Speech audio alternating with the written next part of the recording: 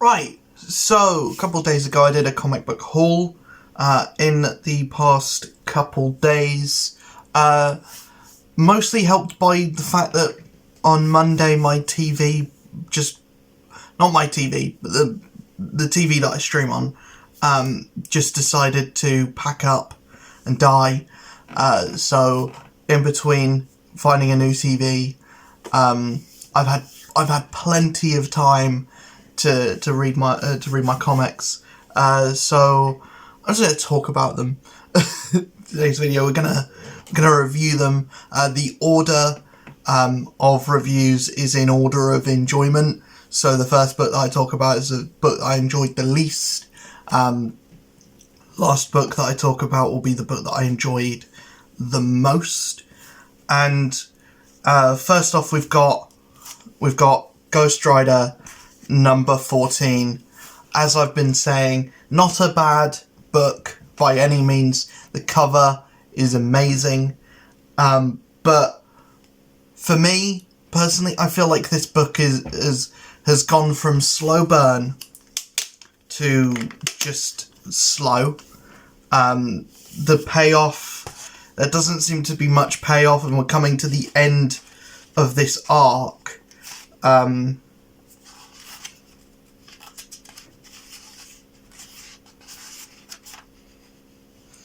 yeah, the next issue supposedly will be the last issue of, I think, the run. I don't know, but yeah, we've got a to be concluded at the end instead of a to be continued. The artwork is becoming less and less my style, my kind of thing. It does seem to look rather muddy. And for a book called Ghost Rider, there is significantly not a lot of Ghost Rider in the book. I'm not hating it. I'm not absolutely hating it. It just happens to be that this is a week that is very, very good. And, you know, Ghost Rider just happens to be the bottom of a very good stack of books. So yeah, overall, I just find myself not being captured by what's actually going on in the book itself. We have this stuff of like a corporation that's running tests on Danny, and it's revealed that the leader of this corporation is trying to separate the spirit of vengeance from Danny so that she can use this power to power up this big like mech thing, and assumedly that's what our Ghost Rider, that's what Johnny's going to have to fight in the last issue. And the last issue is going to be like a team up between Johnny and Danny. If that is the case, and it's presented in a really cool way, then this will go from slow to slow burn. But at the moment, there's just not a lot going on in this book, and I think a lot of this arc has been a lot of fake outs with like Danny Ketch on the cover of every issue, but Danny Ketch not really showing up until more recently. So yeah, I'm looking forward to seeing if the next issue, issue 15, is the last one of this run. I'm sad to see it go, but also I think I'm ready to see a new take on Ghost Rider, one that is more action focused and action heavy outside of this whole, like, it's kind of like a detective book or like a road trip book, and I don't hate that for Ghost Rider, but I do think I enjoyed the book way more at the start of the run, and now I get to see what Benjamin Percy is trying to do with the character, and it's just not really, I think it's too slow for a book called Ghost Rider to be. We then have Guardians of the Galaxy issues 1 and 2. Again, not bad books, but I think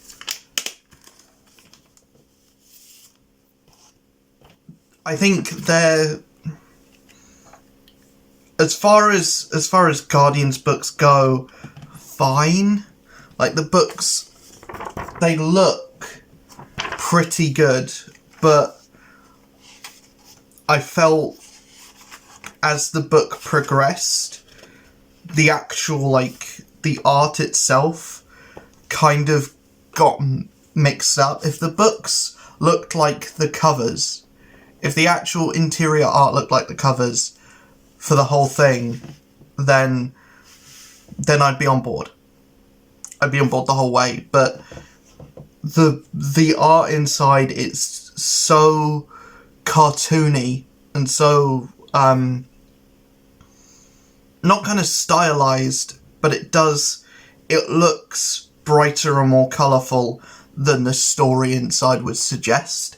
We've got this whole thing of, like, the Guardians aren't really working as a team together, and they're kind of not really gelling, which has kind of always been a thing of the Guardians, but this time it's even more apparent because Groot has kind of manifested himself into becoming this, like, natural disaster that's kind of sweeping across the universe, calling itself Grootfall, and Star-Lord is just taking the Guardians, which is Gamora, Nebula, Mantis, and Drax, through the universe, trying to evacuate different planets before the Grootfall happens.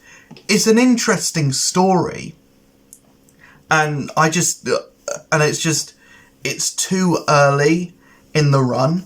I think with issue 3 and kind of getting the answers as to what exactly is happening to Groot, where is Rocket at this point, you know, stuff like that. Getting those kind of answers will kind of bump this book up a little bit. I just think the way that the book's being paced, it's both very quick and still, like, it's still a mystery, but it's very quick and action-packed, and I like that. It's kind of the opposite of Ghost Rider. But yeah, the interior artwork isn't my cup of tea, and that's kind of the only thing dragging it down. But I am interested in finding out what is going on with Groot, what's going on with the rest of the team, where Rocket is, and yeah, I'm liking the voices that Lansing is giving every member of the Guardians, and they do kind of, you can read them as they are in the movie, and it doesn't feel out of place. But it is more so like the game, so probably read them as they sound in the game more than anything. And then that's how I read Drax in the book. I read him in the voice of the voice actor in the game, and it made sense. It worked. We then have Doctor Strange number 2. Again, this is a variant cover. I really liked this. I didn't go into expecting to really like it. The artwork has grown on me quite a bit.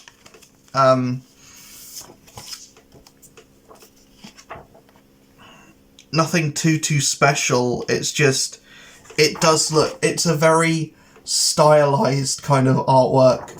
And it usually wouldn't be my kind of thing. It usually wouldn't be my kind of book. But for some reason, it works for Doctor Strange. And the actual story itself, I like that it's kind of doing this like one and done thing, where the first issue is setting up what the overarching story is going to be, and there is kind of like there are a few nods to that in this, but the book itself is about basically Moon Knight, another one of Jed MacKay's books. Moon Knight has gone to Doctor Strange and Clea and said, there's this kid that won't wake up, and there's nothing that I can do about it, but maybe it's a more mystical thing that you can deal with. And so they believe that it's Nightmare. There's some tie-in with X-Men in there. And yeah, it turns out that it's not Nightmare. It's someone else pulling the strings, making Nightmare believe that Stephen is doing like horrible things across the mystic universe.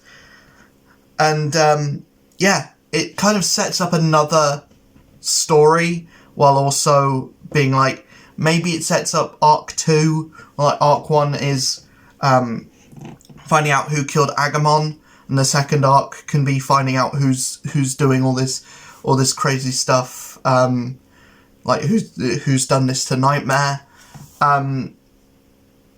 Yeah, or they could be one and the same. I don't know. But yeah, I'm into this book now. I'm fully on board with this now.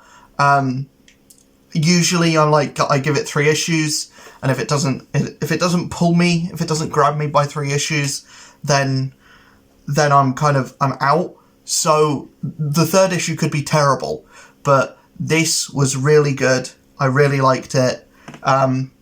Middle of the road. It would have been much higher on a different week, on a weaker week. This would have been higher, but because this week was so good, and because some books this week went really hard,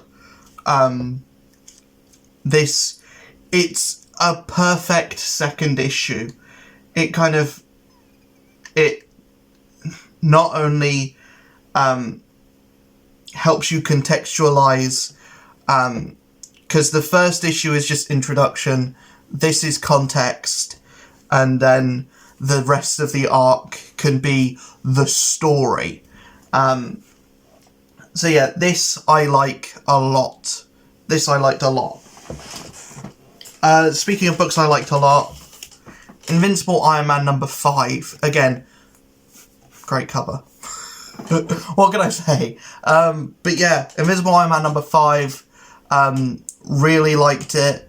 Don't get me wrong, Emma Frost is not in this book for nearly as long as the cover would suggest. It's basically just Tony goes to Krakoa to get more info on Fei Long, because Fei Long's trying to kill him and took over his company. So he goes to Krakoa to find out what's this guy's whole deal. Why does he hate me? Why does he want to kill me? And it turns out he's just looking for a worthy opponent. Meanwhile, Fei Long finds like Howard Stark's stash of research that he was meant to give to Tony, that Tony just completely ignored and never looked at. And with this research, with whatever was meant to be gifted to Tony, Fei Long makes giant Iron Man sentinels out of them. And yeah, it's just a really cool story, and it's really interesting to see Iron Man go up against something that he has no idea about, go up against someone that he's never seen before, that is a villain that already exists in the universe. The next issue is going to be a flashback issue, which I kind of get where this issue ends off. I get that, but also like I do want to see this arc wrap up. But yeah, I think this is going to be the big story overarching through most of Jerry Duggan's run, which I'm not against, but like I'm kind of in the middle of this book kind of tying into X-Men, which I don't read. It's not like a proper event, it's just the things that happen in this will affect X-Men. But I'm hoping the stuff that happens in X-Men doesn't affect Iron Man all too much, but it probably will. But we'll probably get some context for it anyway. But yeah, I'm still really enjoying this run. It's still really good, and it still goes really hard. It's just, I have questions about where the book is going. Not necessarily for a story point of view, but for a actual, like, presentation point of view of having, like, half the story happen in X-Men and half the story happen in this. Because, let's be honest, Iron Man and X-Men rarely ever tie in together. So, for a book to come out of nowhere and be like, hey, we're going to heavily tie this into the X-Men, and what's going on with the X-Men at the moment, that kind of leaves me with question marks.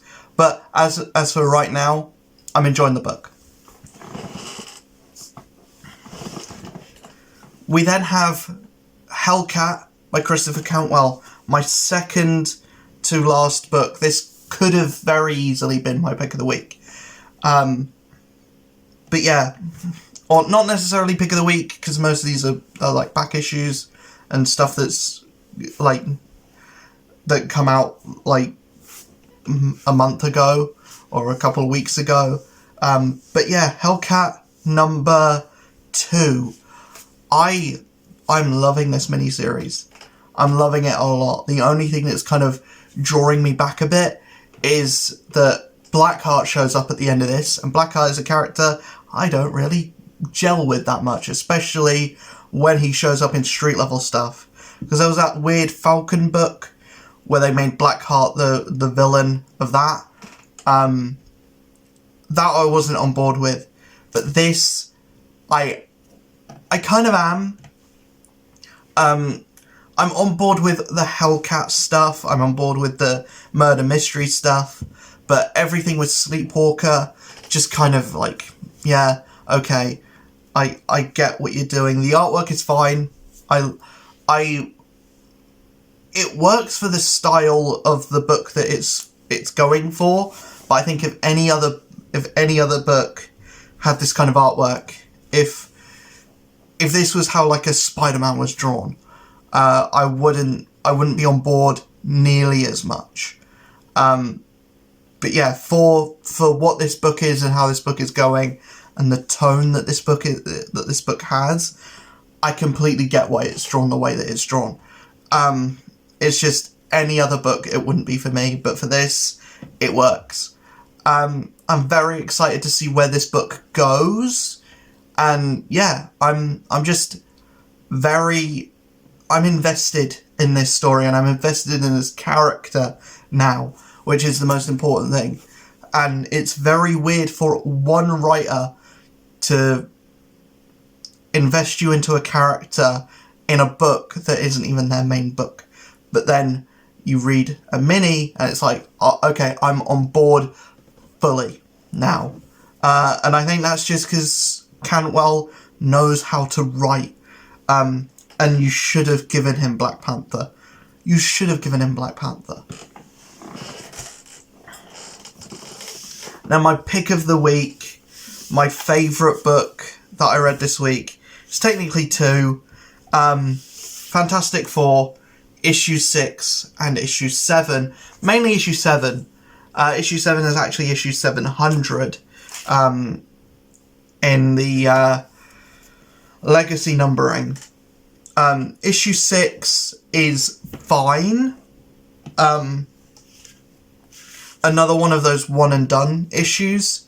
But the main thing is at the end of this issue, or throughout this issue, Sue Storm basically blacks out the sun for a reason. In the last issue, the Fantastic Four brought back this kind of like microorganism that could mirror reality, and this microorganism has been sweeping across the south of America, and Sue Storm needs to go into space to black out the sun to kill this microorganism. When she comes back to Earth, Maria Hill's waiting for her with a load of like army people, and they attack basically, and you know it's fine. This issue is fine, and I think what is keeping me on board with the Fantastic Four up until this point is definitely the presentation, especially the presentation of Reed's powers more than anything, and the way that the book is kind of using its artwork to kind of tell the story, and especially with how this issue wraps up with Maria Hill basically like this kind of confirms that Sue Storm is a end of the world level threat. And yeah, the fact that they've never kind of touched on that before, but we're only getting that now that we're seeing the Fantastic Four's powers be illustrated in a new way, I'm fully on board with that. And the fact that now is getting a story ramification for it, yeah, I really like that. And then we have Fantastic Four number 7, issue 700. This is all about Doom. Because if you remember in issue 4, it was revealed that the Baxter Building, along with a huge chunk of New York, has just been displaced in time. With Joe and Nikki, the Thing's adopted kids, and Valeria and Franklin Richards. And Dr. Doom is Valeria's stepdad. So, or not Valeria's stepdad, but he helped in the birthing of Valeria Richards to basically then say at the end when she was born, I'm her stepdad. I will look after this child as if they were my own, while simultaneously trying to kill her parents. It's a very weird thing, but then again, comics for you. So he, realising that Valeria Richards is trapped in time, he goes on a quest to kind of get her out, and only her. And the places that this book goes is very interesting, and it basically ends with Doom realising that the reason why he always loses is because he is his own worst enemy, and because it's always him being like over pompous or like believing that he's better than everyone else that gets him defeated, that is his foil. It's not Reed that's his arch enemy, it's himself. And he comes to this realization, and so he just stops himself from going on this fool's errand in the first place. I really like Ryan North's voice for Doctor Doom. It's the most Doctor Doom I have felt, I have read in a very long time. So yeah, I loved this issue. It goes so hard.